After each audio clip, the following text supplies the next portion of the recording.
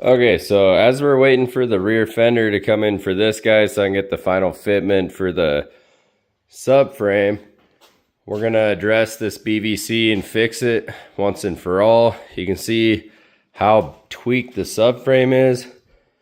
I think it's from the exhaust just getting absolutely annihilated. I mean, I don't get how that's supposed to work. But we're going to take all this off. Before we change the angle on the subframe, we got to fix that swing arm angle.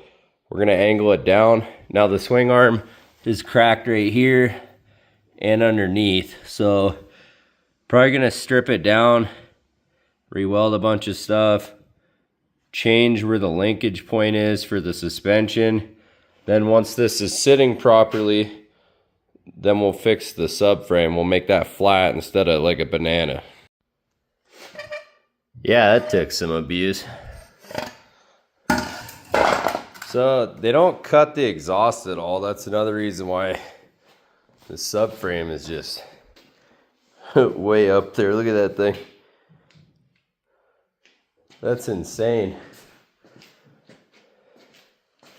All right, well, let's keep on taking some stuff off. Their intake didn't seal very good. A lot of dirt in there. I'm gonna have to clean that out.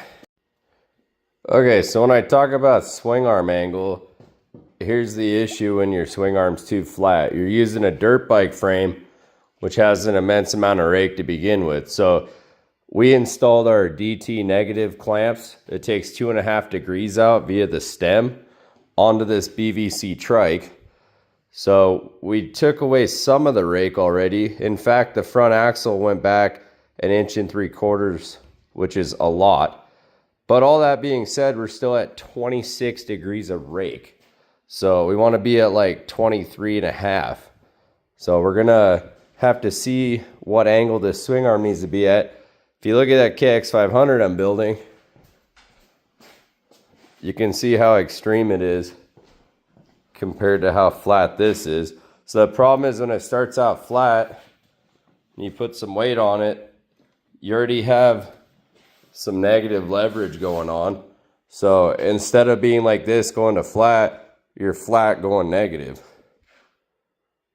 All right, so we're gonna see what we need here. Got loose hubs and backwards master clips. Oh joy. Okay, so now we got 23 degrees of rake, a properly angled swing arm.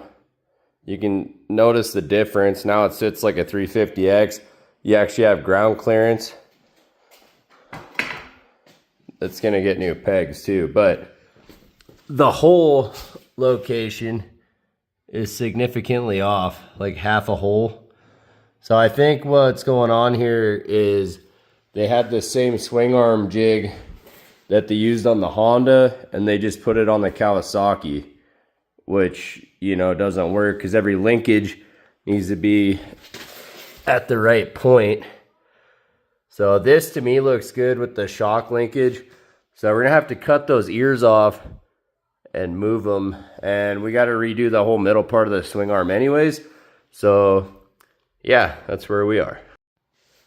Okay, so the areas that need immediate attention, cracked out here, here, and here. So we're probably going to remove this round piece. That's what's creating this leverage point. Not to mention these welds are not structural at all. You can see how small they are. So there's also a crack right here. So we're cracked out in 4 spots. So we're going to fix that and move these. So then our swing arm will be at the right angle.